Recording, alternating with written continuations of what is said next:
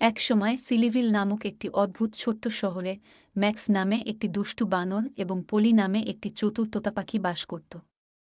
Max সবসময় কিছু মূর্খতার সাথে জড়িত ছিল এবং পলি মজাতে যোগ দিতে পছন্দ করত। এক রৌদ্রোজ্জ্বল সকালে ম্যাক্স এবং পলি স্থানীয় বেকারি দেখার সিদ্ধান্ত নিয়েছিলেন, যা এর সুস্বাদু কাপকেকের জন্য পরিচিত। তারা শব্দ না করার চেষ্টা করে বেকারিতে ঢুকে পড়ে। ম্যাক্সের চোখ দুষ্টুভাবে জ্বলজ্বল করে যখন সে একটি বিশাল কাপকেকের প্রদর্শন দেখেছিল। ম্যাক্স যখন একটি চকোলেট কাপকেক থেকে একটি বিশাল কামড় নিতে চলেছে, তখন তারা একটি বিকট শব্দ শুনতে পেল। এটা ছিল বেকার, মিস্টার বেকারম্যান।